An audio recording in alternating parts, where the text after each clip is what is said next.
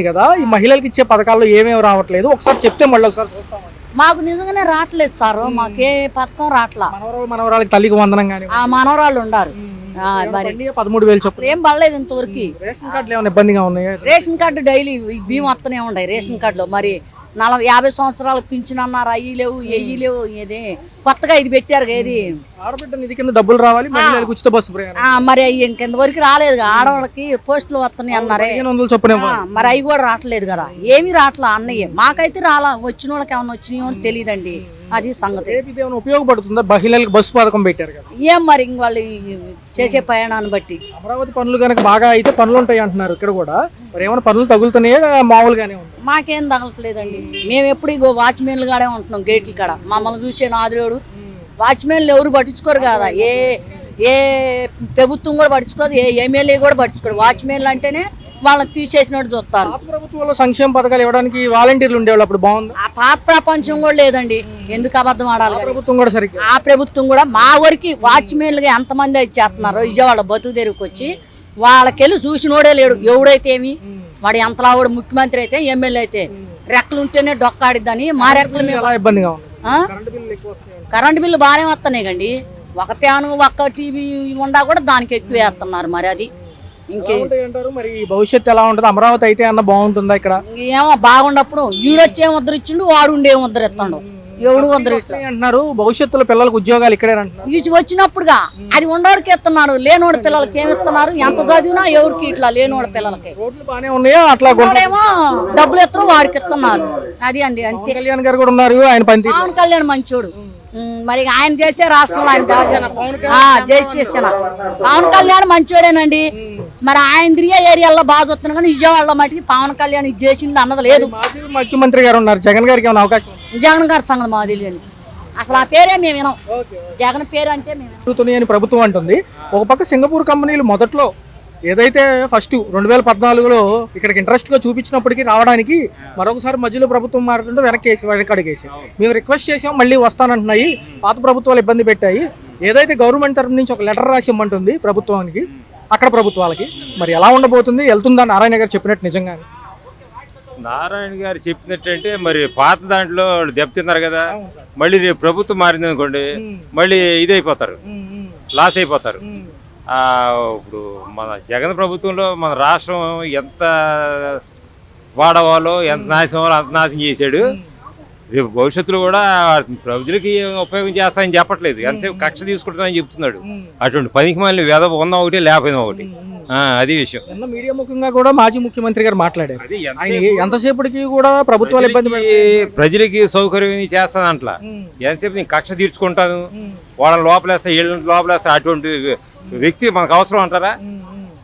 నా ఉద్దేశం అటువంటి వ్యక్తి అసలు రాజకీయాలకు వేస్ట్. కూడా చప్పట్లు కొడుతున్నారు కదా సార్. వాళ్ళు అంటే డబ్బులు ఇచ్చి మేము తెచ్చుకుంటాం కదా. ప్రతి ఒక్కరు మనం చూసాంగా, ప్రతి ఒక్కరికి 500 నోట్లు ఇవ్వటం. ఇంక అటువంటి వాళ్ళు డబ్బులు ఇచ్చి తెచ్చుకునే వాళ్ళు నువ్వు ఇచ్చినా కొడతారు, నువ్వు ఇచ్చినా కొడతారు. అటువంటి వాళ్ళు లాయర్లు ఎలా అవుతారు? లాయర్ అంటే ఏంటి? నిజాయితీగా వాదించేటప్పుడు వాళ్ళు ఆ టైప్ కాదుగా. వాడి దగ్గరికి వెళ్ళారంటేనే వాళ్ళు నిజాయితీ కాదన్నట్టు లెక్క. ఇంకా అంతకుమించి మనం ఏం చెప్తాం? అది నా ఉద్దేశం. ఎలా ఉండబోతుంది సార్ అంటే వచ్చేది మా ప్రభుత్వమే, ఈసారి మంచి డేటాబేస్తో ముందుకు వస్తాము. పార్టీలో ప్రధానంగా కష్టకాలంలో తోడున్న వాళ్ళకే ప్రాధాన్యత అంటున్నారు జగన్ గారు. నిజంగా మరొకసారి అవకాశం ఉంటుందా? ఏడ్చాడు ఆడు. ఎంతసేపు ఏంటంటే వాడు అనుకున్నది అంతా క్రిమినల్స్. అటువంటి వాళ్ళు రాష్ట్రాన్ని ఏమి ఉద్ధరిస్తారు? ఒకసారి ఆల్రెడీ చూసాం. ఇంకా అటువంటి వాళ్ళు చూడాల్సిన అవసరం లేదు. ప్రజలు కూడా అటువంటి పట్టించుకోరు కూడా. ఇక వాడు ఇప్పుడు వాడు అభిప్రాయం అంటే ఇప్పుడు చెప్పేస్తాడు కదా. ఒక సంవత్సరంలోనే తను ఏం చేయగలుగుతాను, రాబోయే కాలంలో ఒకవేళ వచ్చినా తను ఏం చేస్తాను ముందే చెప్తాడు. అంటే మోసపూర ప్రభుత్వము చంద్రబాబు గారిది దౌర్జన్యము దుర్మార్గమే ఉందంటున్నారు. నిజమేనా? ఎక్కడున్నాయండి? మనం చూస్తున్నాం కదా. ఒకప్పుడు ఇలా స్వేచ్ఛగా మాట్లాడక ఉండేది కాదు, మన చేతుల్లో ఉండేది కాదు. ఏమైనా తన అభిప్రాయాలు వ్యక్తపరిచి ఆయన తీసుకొని లోపలేసే టైపు. ఎటువంటి మినిస్టర్లు తీసుకెళ్ళి లోపలేసేయండి. వాళ్ళు వెనకపోతే రూపాయి అయినా వాళ్ళు ఇచ్చే రుజువు చేయగలిగా. చంద్రబాబు లోపల ఏంటంటే వాడు క్రిమినల్ కాకపోతే క్రిమినల్ చేసే పనులు అయ్యి, దానికి మనం ఏం చేయలేము. మరి ఒక పక్క వచ్చే ప్రభుత్వం కూడా చంద్రబాబు ఉంటాడు. చంద్రబాబు ఆధ్వర్యంలోనే ఈ మంచి భవిష్యత్తు ఉంది. రేపు దేశానికి కూడా అతని దిక్సూచి. దీంట్లో మాత్రం 100% కరెక్ట్. అమరావతిలో ఈ వాగులు వంకలు డ్యాములు కూడా కడుతున్నారు సార్. మరి అది కూడా కావాలి. ఇప్పుడు పక్కన ఆదాయమే కాదు, ఒక పక్కన ఎంటర్టైన్మెంట్ కూడా ఉండాలి, మానసిక వికాసం ఉండాలి.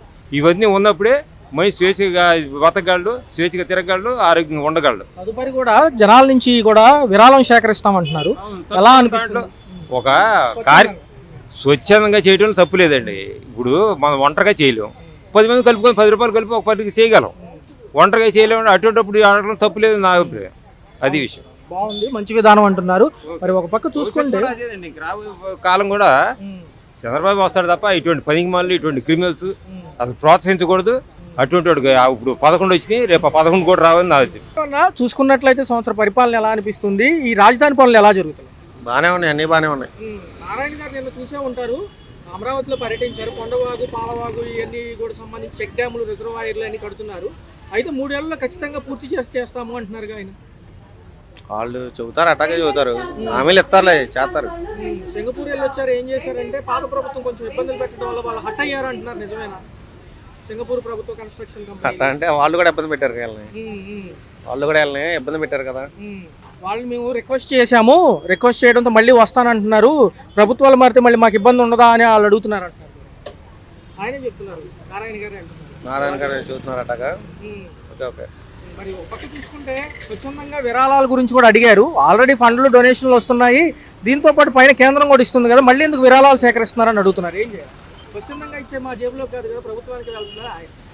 ఇప్పుడు అమ్మఒడి పెట్టింది ఎవరు? అమ్మఒడి పెట్టింది ఎవరు? ఇవన్నీ ఎక్కడి నుంచి తీసుకొచ్చేస్తారు? మన సామాన్యుడి నుంచి తీసుకొచ్చి ఇవ్వాల్సిందే ఎవడైనా.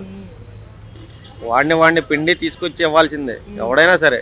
అమ్మఒడి, నాన్న, ఈ ఇదేంటి బస్సు రేపు ఆగస్టు 15 నాడు ఏదో ఓపెనింగ్ అంటున్నారుగా బస్సు ఫ్రీ, అవన్నీ మన మీద రుద్దుతారు.